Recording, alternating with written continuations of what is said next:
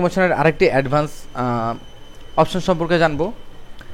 আমরা অনেক সময় স্ক্যানিং করার পর এরকম ধরনের ইমেজ হতে পারে যে এলোমেলোভাবে সাজানো আছে। এখন এটিকে ক্রপ করা দরকার। এক্ষেত্রে আমরা ফাইল, এখানে অটোমেশন এবং এখানে আমরা দেখতে পাচ্ছি ক্রপ অ্যান্ড স্টারিং ফটো। আমরা ক্লিক করার পর দেখতে পাচ্ছি অটোমেটিকলি আমাদের এই তিনটি ফটোকে ক্রপ করে আমাদের নিয়ে আসছে ইমেজ থেকে।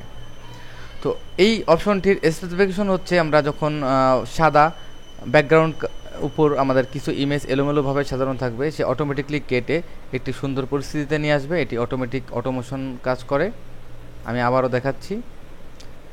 আমাদের ইমেজটি সাইজ একটু বড়, 1600/2000 করি।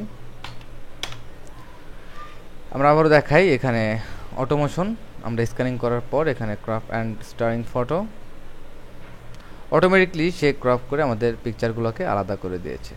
তো এভাবে আমরা অটোমেশন দিয়ে কাজ করতে পারি খুবই সংক্ষেপভাবে, যে আমাদের স্ক্যানিং করার পর আমাদের ইমেজগুলো এলোমেলোভাবে সাজানো রয়েছে, আমরা একটা ক্লিক করার পরই সেটা অটোমেটিকলি অ্যালাইন করে দিবে এবং নতুন একটি ডকুমেন্টে ওপেন করে দেবে।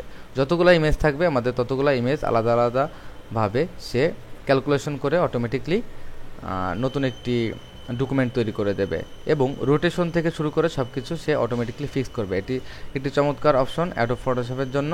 তো আমরা নেক্সট যে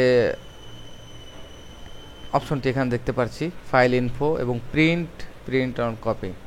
ওকে, আমরা নেক্সট অপশনে এগুলো আমরা দেখব। এখন আপাতত আমরা দেখলাম যে কিভাবে অটোমেশন দিয়ে আমরা স্ক্যানিং করা পিকচারগুলো অটোমেটিক আমরা রিপ্লেস করে আমরা আমাদের মতো সুন্দরভাবে সাজাতে পারি। ধন্যবাদ।